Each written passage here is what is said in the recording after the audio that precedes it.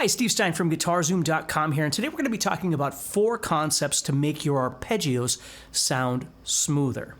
Now, the first one's a very easy one, which is be careful on how much distortion you're using. If you are a distortion user, try not to have way too much gain because it makes the whole process sound very noisy oftentimes. Now, again, you can do whatever you want. I'm just giving you a bit of advice there. If you drop down the gain, and often what I'll do is I'll just drop down the volume a little bit on my guitar, which cleans it up a little bit and makes things a little bit easier.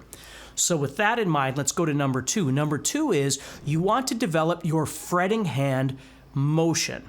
So for instance, if I was going to make an A minor arpeggio, which would look like this. I'm going to be up here on the 12th fret playing 12, and then 10, and then 9, and then 10, and then 8, and then 10. Now, I don't need to use this whole thing right now, but that's the shape that I'm looking at. So let's say, for instance, I want it to be on the top, and I'm playing 12, 8, and 10. Those 3 notes, or even let's add in the 9 as well. So we have 12, 8, 10, 9. So the second thing is I want to start trying to develop the finger independence and dexterity and strength, if you will, of being able to make the shape that I want with my fretting hand before I ever worry about my picking hand.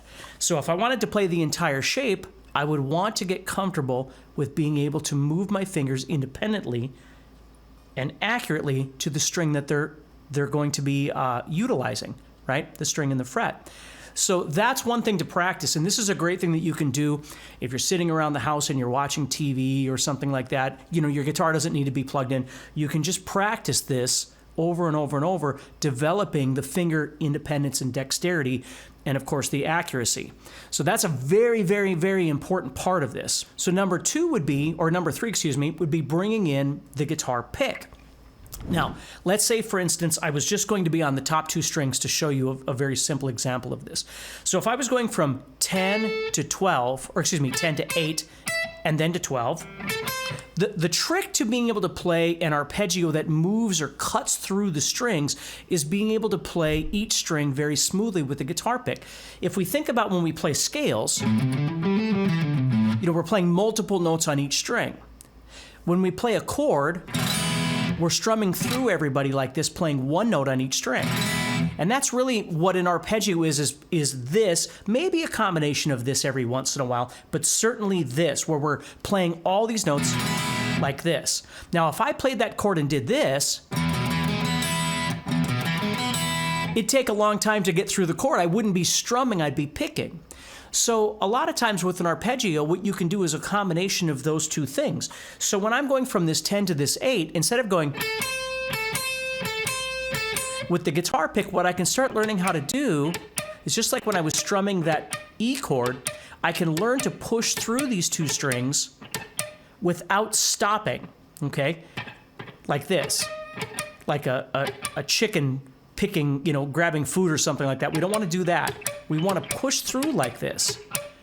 So really what I'm doing is I'm playing this note or this string, and then I'm coming to rest on this string, and then I'm pushing through that string.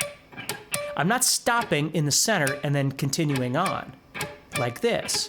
So that way, I can learn to connect these 2 notes so they sound a bit more seamless as opposed to like that. Now, the other part I want you to notice is when I'm moving from 10 to 8, I'm having problems with frets today, I'm not leaving the fingers down, so I'm getting that. I want them to be separated. So what often I will do is I'll lift the pressure on each string or each finger as I don't need it.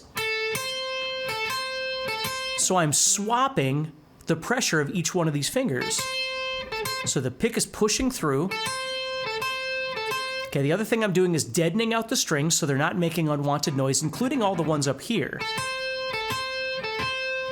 So notice how I'm not getting that. I'm keeping them independent. My volume's down a little bit. And then I can add in this 12. Now, because I've pushed through twice in a downward motion, I would probably play that one with an upward motion. Because if I push through, my pick's down here, I can't pick this 12 with a down, right? I'd have to come back with an up. when you watch players play, oftentimes they call this circular motion. You might see that the guitar pick looks like it's moving in a circle, and this is why that sometimes happens, is because you're trying to move from a downward motion to an upward motion, and maybe you need a little extra time so people will kind of move in a circular motion like that. Doesn't happen all the time, but it certainly happens. And if I want to start all over, of course I want to be on that down to begin over.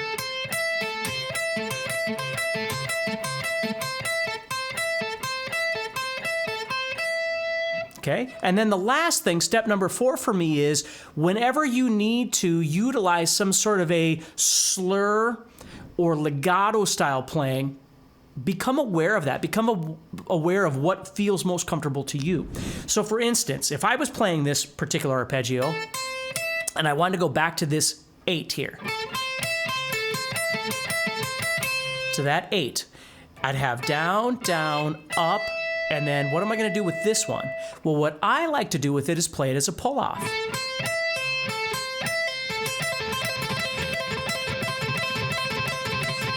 So a lot of times when I get to the top or the bottom side of my arpeggio, whatever it is I'm playing, if I need to, I'll utilize a legato element, a pull-off or a hammer-on or something like that, to fill in that gap so my pick can get back to where it needs to be. Not everybody is like that, but I want you to be aware that it's important that you figure out what kind of pattern works best for you.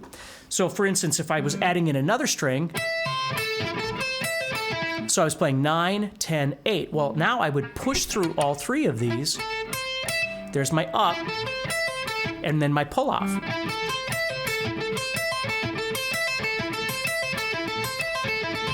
Now when I get back, I've got this 10 right here, and then I gotta start all over with a down. So I would probably play this 10 with an up so I can get ready on the down again to start all over. But I've seen really great players that will use both of these as hammer-ons. They'll play these, do the pull-off, and then they'll hammer that. And so again, it's just whatever works best for you, but that's the 4th step, is figuring out what works best for the execution of something like this for you. Hey, thank you so much for watching. I want to take a minute to let you know about the Guitar Zoom Academy, which gives you one-on-one access to a professional guitar instructor to help you define your goals and develop a clear path on how to accomplish them.